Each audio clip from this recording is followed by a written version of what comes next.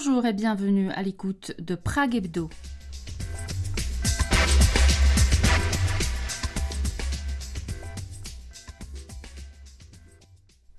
Les Tchèques comptent parmi les plus grands consommateurs d'alcool dans le monde, une consommation considérée à risque pour plus d'1 million d'entre eux. Devenue une tradition, République tchèque aussi, la campagne Février sec, qui consiste à s'abstenir de boire de l'alcool pendant tout le mois de février, a débuté lundi dernier. Les détails avec Guillaume Narguet. 28 důvodů pro čistokrevný život, to je suchý únor. Obrať list a otevři se radostem, který přináší. Zažiješ lepší spánek, čistou hlavu a tvoje prasátko zavrtí ocáskem. Oceníš i víc energie a nějaký to kilo dolů. Prostě uděláš něco pro sebe. Envie de mieux dormir, envie d'être en meilleure forme, envie de perdre quelques kilos ou encore d'économiser quelques centaines, voire même quelques milliers d'euros. Et tout cela en même temps, comme d'un coup de baguette magique. Alors arrêtons, que dis-je, de boire ne serait-ce que le temps d'un mois, le temps donc de ce mois de février, comme la campagne Suchej únor, littéralement février sec, invite les Tchèques à le faire. Organisée pour la 9e année consécutive sur le modèle britannique Dry Januaris, la campagne lancée à l'époque en 2013 par la Ligue des hommes ouverts vise à sensibiliser la gente masculine et plus généralement l'ensemble de la population aux dangers liés à la consommation du ou des verres de trop. Bars, restaurants et autres lieux de convivialité, vous le savez, ont beau être fermés depuis quelque temps déjà. Le défi en ces temps d'épidémie et de repli sur soi n'en sera pas moins cette année encore de nouveau difficile à relever pour un grand nombre de Tchèques. Pas pour tous néanmoins, comme l'explique Ladislav Tchemi de l'Institut tchèque de la santé mentale, à l'origine d'une étude sur l'évolution des comportements des Tchèques en matière de consommation d'alcool depuis mars dernier et l'application des premières mesures de confinement, des mesures qui forcément, selon Ladislav Tchemi, ont souvent modifié le mode de vie et les habitudes au quotidien des Tchèques. On l'écoute.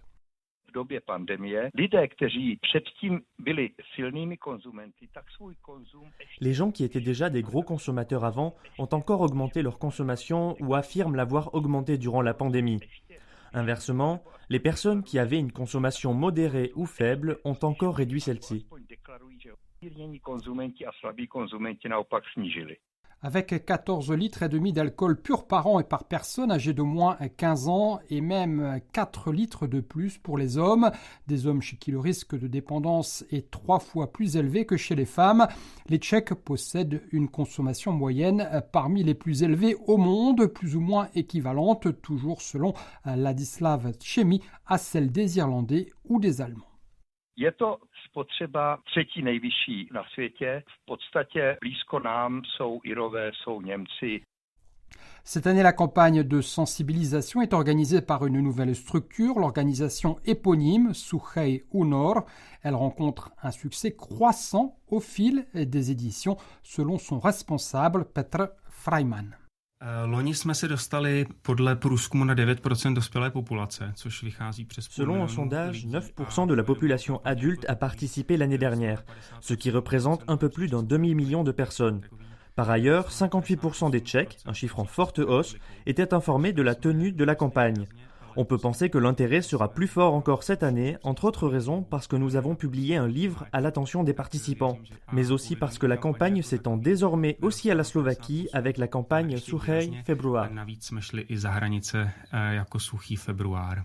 Distillé en 28 chapitres illustrés traitant sur un ton léger de la place de l'alcool et des effets de sa consommation dans des activités de nos vies aussi diverses que le travail, l'éducation des enfants, le sommeil, la conduite au volant, le sport, les pratiques artistiques ou même encore le sexe, agrémenté aussi des témoignages de 10 personnalités bien connues du grand public ou encore d'histoires d'hommes et de femmes confrontés aux démons de l'alcool. Ce livre jaune, comme certains de nos foies, vendu à 399 couronnes, 15 €, le prix d'à peine 10 bières, comme le soulignent les organisateurs. Ce livre donc doit aider les participants à la campagne à mieux résister à la tentation bien sûr de tremper leurs lèvres dans un verre d'alcool d'ici au 28 février prochain.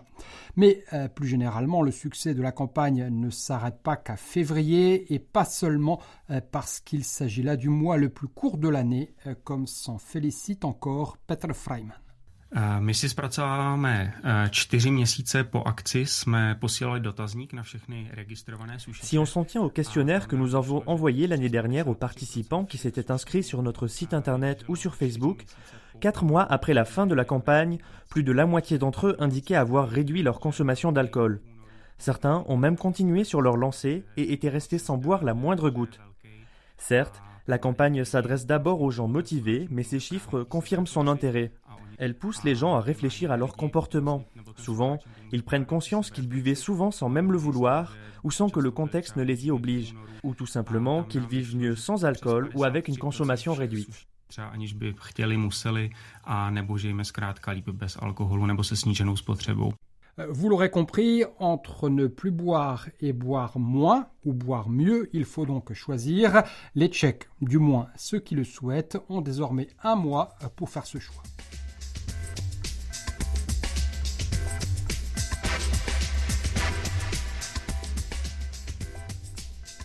On passe à l'histoire. Dans leur entreprise d'extermination des Juifs, les nazis ont fait de Theresienstadt en allemand, un ghetto de transit entre la fin de 1941 et mai 1945.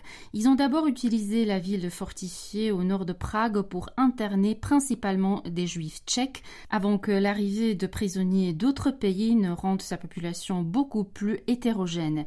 Dans son nouveau livre intitulé The Last Ghetto, The Everyday History of Theresienstadt, l'historienne tchèque Anna Hajková s'appuie sur des recherches approfondies pour recréer le monde de Terezín. Anna Hajková réside au Royaume-Uni. Au micro de la rédaction anglophone de Radio Prague, elle a d'abord expliqué ce qui l'avait poussée à écrire sur le sujet. I was really struck. J'ai été vraiment frappée par le monde de Theresienstadt lorsque j'ai visité Israël pour la première fois à l'été 1999. J'étais jeune étudiante et mes grands-parents, sachant que j'allais en Israël, m'avaient donné des contacts de leurs vieux amis de la résistance communiste. Dans le contexte tchèque, mes grands-parents sont plutôt semi-célèbres, Alena Hajková et Miloš Hayek. Ils sont tous deux devenus des justes parmi les nations. Ils avaient beaucoup d'amis de la résistance communiste qui ne se sont pas cachés et qui ont été déportés à Theresienstadt. Ils étaient de très bons amis de mes grands-parents et ils m'ont transmis comme un bâton de relais. Nous buvions de la limonade, mangions du houmous et parlions de toutes ces histoires. J'ai été impressionnée par ces vieux amis pleins de vie, partageant des histoires sur la façon dont ils jouaient au football et draguaient de jolies filles. J'ai réalisé qu'il y a tout ce monde social que nous ne connaissons pas quand nous avons une compréhension superficielle de l'Holocauste. Cela m'a conduit aussi très rapidement à poser la question « Quelles histoires ne sont pas racontées ?» Parce que l'ancienne élite sociale brillante des jeunes juifs tchèques que j'ai rencontrés en Israël est l'histoire qui est le plus souvent racontée. C'est une sorte de récit modèle des jeunes sionistes de Theresienstadt et aussi à peu près l'histoire que vous trouvez aujourd'hui en République tchèque. Et j'ai réalisé que nous devions regarder les juifs slovaques, nous devons regarder les personnes âgées et c'est quelque chose que j'ai travaillé très dur pour reconstruire.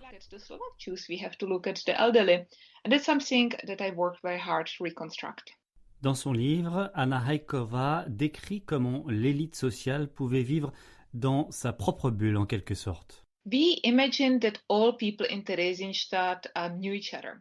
Nous imaginons que tous les habitants de Theresienstadt se connaissaient. J'ai parlé avec un de mes amis, Randy Schoenberg, à Los Angeles récemment. Il a lu ce livre et m'a envoyé de merveilleux conseils. Mais il a été frappé de voir comment ces gens pouvaient ne pas se connaître entre eux. Même si en septembre 1942, il y avait 60 000 personnes, généralement entre 30 et 40 000 personnes. L'explication, c'est que c'est une histoire d'élite et de stratification, comme dans n'importe quelle société. Et c'est aussi la nature des élites sociales de ne pas poser trop de questions sur la façon dont cela se passe. Bien sûr, je parle aussi des élites sociales, mais ce que j'espère montrer dans le livre, c'est que ces personnes ont souffert aussi. Eux aussi avaient faim, eux aussi ont été piqués par des punaises de lit et ils ont finalement été presque tous déportés vers les camps de la mort. Et même s'ils avaient la chance de survivre à Theresienstadt, ils devaient dire au revoir à nombre de leurs amis et aux membres de leur famille. J'ai vraiment essayé, dans le livre, de sortir l'Holocauste de son histoire d'exceptionnalisme et de le prendre comme une histoire sur ce que peut être la société humaine.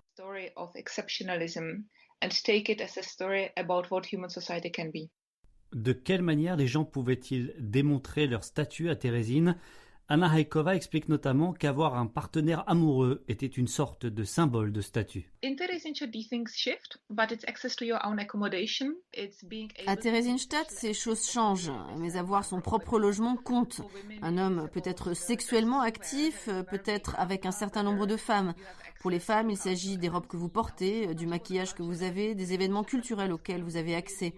Nous en savons tellement sur les événements culturels à Theresienstadt, mais ce dont on ne parle généralement pas, c'est qu'ils étaient exclusifs et chers. Et souvent, les gens ne pouvaient pas obtenir de billets pour les voir. Mais je suppose que l'essentiel est quel est l'accès à la nourriture, êtes-vous protégé des déportations et pouvez-vous dormir dans votre propre chambre. À Thérésine, des tensions ont été perçues entre les juifs tchèques et les juifs allemands et autrichiens. Anna Haikova.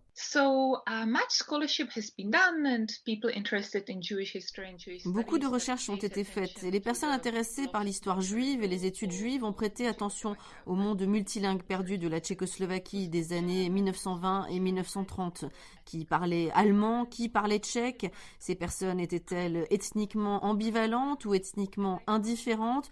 Ou étaient-elles des amphibiens, comme certains savants les appellent? J'ai découvert que ce genre de choses prenait fin à Theresienstadt, où même les juifs tchécoslovaques, qui parlaient en fait principalement allemand, et leur tchèque n'était pas génial, dans leurs témoignages, vous voyez comment ils utilisent un drôle de tchèque. Mais tout à coup, il s'agit du type d'allemand que vous parlez, de l'accent que vous avez. Si vous avez un accent de Prague, ou d'Opava, ou encore de Brno, ou si vous avez un accent viennois ou berlinois. Donc c'est vraiment intéressant de voir comment à Theresienstadt, même si vous avez des juifs danois, hollandais et slovaques et d'autres, le noyau dur reste les juifs tchèques, qui sont le plus grand groupe, et aussi qui sont les pionniers qui ont créé le ghetto, qui sont arrivés en premier, puis après, il y a les étrangers. Et cette pensée binaire est à peu près acceptée par la plupart des gens de Theresienstadt. Et Anna Haikova de préciser que les Allemands avaient même moins de nourriture que les Tchèques dans le ghetto. C'est une question importante. Je dirais que les plus jeunes avaient le meilleur accès à la nourriture. L'élite sociale, qui sont presque exclusivement de jeunes juifs tchèques, hommes et femmes, parce qu'ils sont arrivés les premiers, parce qu'ils étaient souvent amis ou parents, voire parce qu'ils étaient les Aufbaukommando, les membres des équipes de construction. Ils travaillaient comme bouchers ou boulangers ou à la tête des services de santé. Grâce à cela, ils avaient le meilleur logement ou le meilleur accès à la nourriture et étaient capables d'aider leurs amis. Quand vous regardez les témoignages des survivants, vous voyez comment ils s'entraident parce qu'ils sont allés à l'école ensemble ou ils étaient cousins et ce genre de réseau continue. Mais vous avez aussi de jeunes juifs allemands qui peuvent avoir un bon accès à la nourriture, généralement parce qu'ils sont amis ou amoureux de membres de l'élite sociale de Theresienstadt. En revanche, si vous étiez âgé, votre accès à la nourriture était complètement différent. Theresienstadt était dirigée par les nazis, mais l'organisation au jour le jour était assurée par l'administration autonome juive à laquelle les nazis déléguaient ce lourd travail.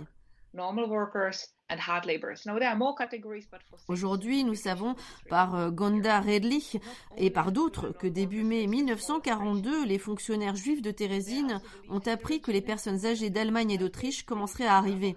Et c'est le moment où l'administration autonome juive a introduit le rationnement alimentaire en 3 grands groupes. Les non-travailleurs, les personnes de plus de 60 ou 65 ans qui ne travaillent plus, les travailleurs normaux et les grands travailleurs. Non seulement les non-travailleurs reçoivent les plus petites rations, mais aussi les moins riches. Ce ne sont vraiment que des glucides, très peu de protéines et presque pas de vitamines. Cela a ensuite entraîné la mortalité des personnes âgées qui est sans conteste la plus élevée.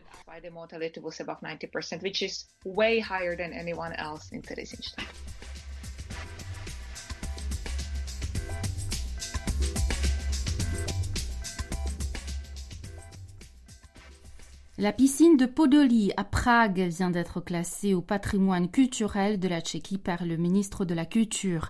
L'occasion de faire un détour dans ce quartier apprécié des Pragois, c'est en compagnie de Thibaut Maillet.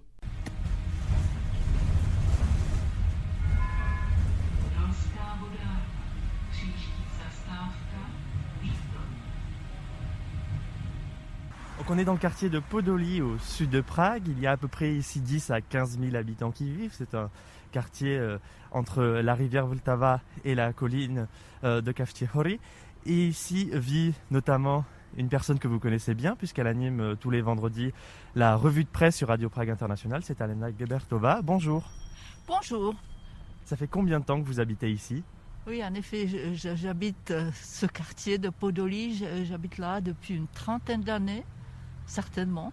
Avant, j'habitais aussi un quartier sympathique, le quartier de Letna, tout près du château de Prague. Mais j'y suis habituée et je suis vraiment très contente. C'est un quartier très, très plaisant, très agréable à vivre pour toutes sortes de raisons. C'est tout près du centre de la ville, c'est assez calme, oui, il y a de la verdure, il y a la rivière. Surtout, il y a la rivière. De mon appartement au 5e étage, j'ai une belle vue sur le château de Prague, sur Hradčany aussi. Je pense que c'est rare, j'ai une chance. Et donc le quartier de Podoli, c'est aussi une piscine qu'on va aller voir de suite puisqu'elle vient d'être classée patrimoine culturel par le ministère de la Culture tchèque.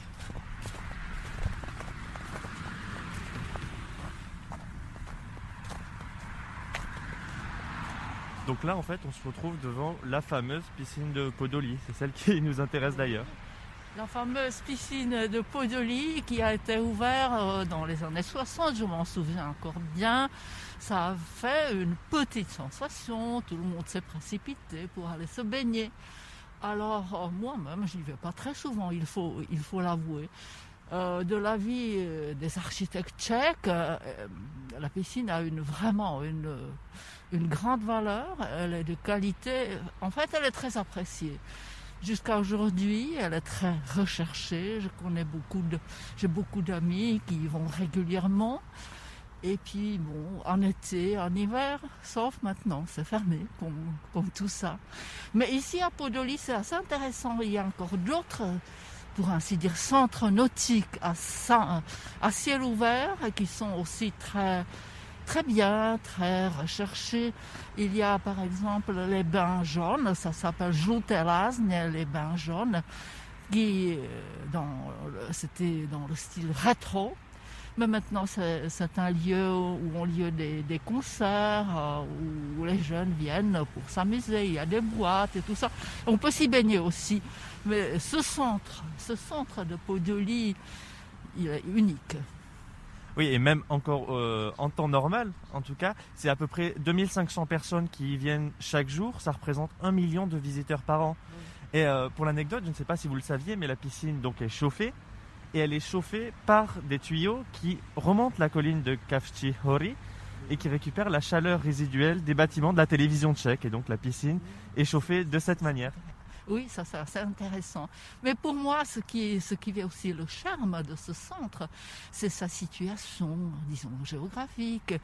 Il est au milieu d'un paysage assez chouette, il y a de la verdure, elle est entourée de rochers. Et puis, il y a aussi la proximité de la rivière Vltava qui est inestimable. Oui, on a l'habitude de dire entre mer et montagne. Là, on est inséré entre une rivière et une colline.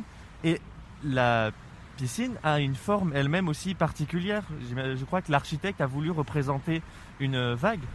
Justement, c'est un point qui est très apprécié encore aujourd'hui par les architectes. Oui. D'ailleurs, puisque vous parliez d'architecture, on écoute tout de suite Zdeněk Lukeš. Il est historien de l'architecture et architecte lui-même. Et il parlait de ce style typique des années 60 tchécoslovaques.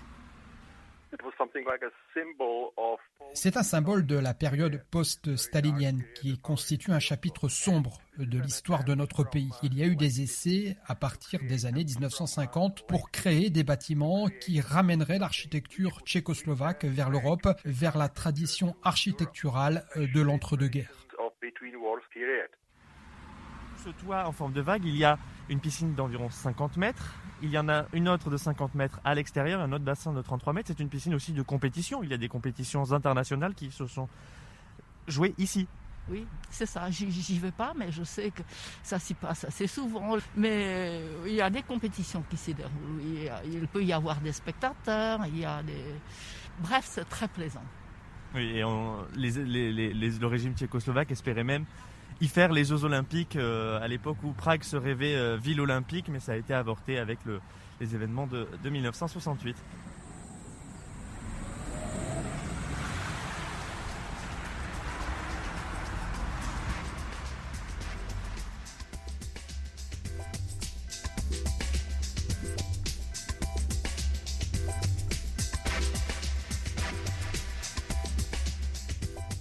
C'est la fin de Prague Hebdo, le podcast de Radio Prague International. Il a été réalisé par Pavel Kahoun. Magdalena Hrozinková au micro vous remercie de votre attention et de votre fidélité. À bientôt. Naslyšenou.